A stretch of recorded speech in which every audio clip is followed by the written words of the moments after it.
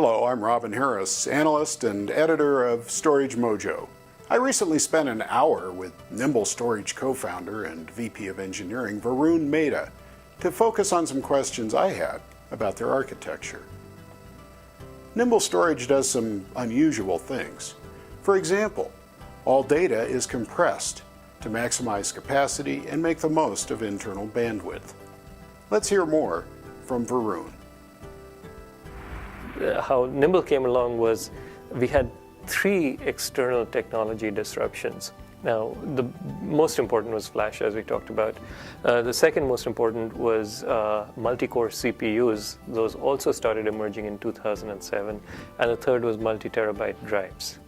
Now, we're the only major vendor that I know of that can do inline compression of not only your cold data, but also your hot data. So although others do inline compression, they recommend that it's only on data that you don't touch very often.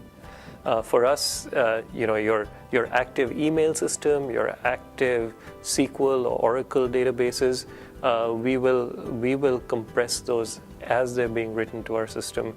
And actually, as it happens, we get very, very good compression. And so our technology, which is CASL, which stands for Cache Accelerated Sequential Layout, does sequential writes to both flash and disk, and they're very, very efficient at that. And then for random access, we depend on Flash's amazing random access properties, and have sized the flash on our system so that the vast majority, generally well in excess of 95% of read accesses, will come from flash. CASL, like ZFS, writes new data in free space rather than overwriting old data. This means logically random writes can be coalesced into single full stripe writes. And since old blocks aren't immediately overwritten, snapshots are faster and more efficient.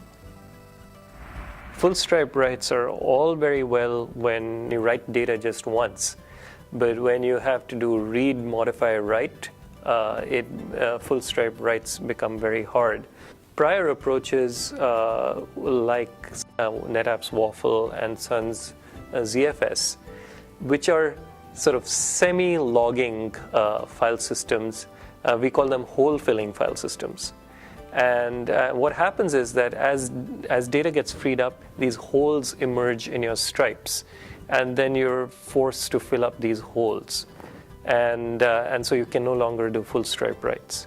I am sure if those guys had to go back and redo their file systems now, the modern file system would look very much like something that we have built, which is full stripe writes with a garbage collection process. The interesting thing is, one of the reasons why garbage collection has gotten so much easier is actually also because of Flash. Flash allows you to do garbage collection much more efficiently. Flash SSDs enable CASL to implement a lightweight process for sweeping freed up blocks into full stripes, ready for another write. There are too many interesting features in Nimble's architecture to cover today. To learn more, check out nimblestorage.com and especially their blog. I'm Robin Harris for StorageMojo.